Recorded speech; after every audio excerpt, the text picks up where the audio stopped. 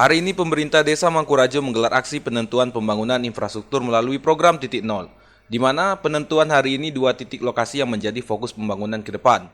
Dijelaskan oleh Kades Mangkurajo untuk pembangunan titik pertama yaitu bantuan bedah rumah yang berjumlah 11 unit.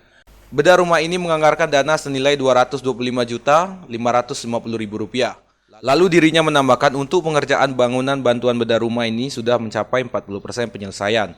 Kemudian untuk di titik kedua, pembangunan TPT atau tembok penahan tanah, di mana nantinya akan dimanfaatkan untuk kebutuhan gedung serbaguna nantinya. Untuk dana yang dikeluarkan pada pembangunan TPT ini senilai Rp43.787.000. Titik nol yang bantuan khusus bedah rumah yang nominal 22.500.000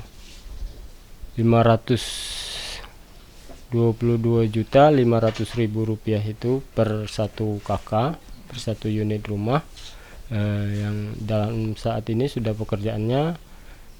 Untuk pekerjaan bulan ini sudah bisa sama-sama kita lihat, bisa sama-sama kita buktikan. Untuk tahap pekerjaannya sudah dari titik nol sudah sekitar 40%-an lah untuk tahap pasangan batu bata merah.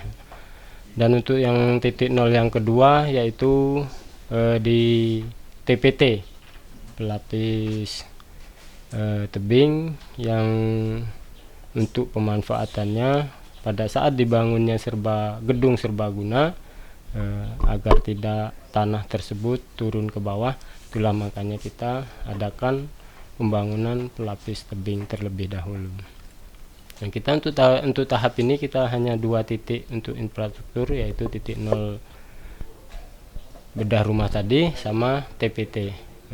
Dari 11 unit rumah yang kita anggarkan, 225 juta.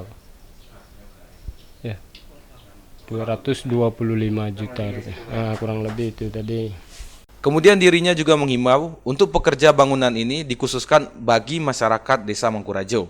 Diusahakan dikerjakan dengan sebaik mungkin.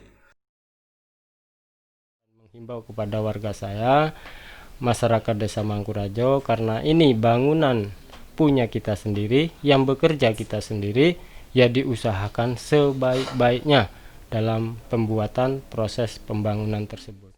Dimas Mita melaporkan.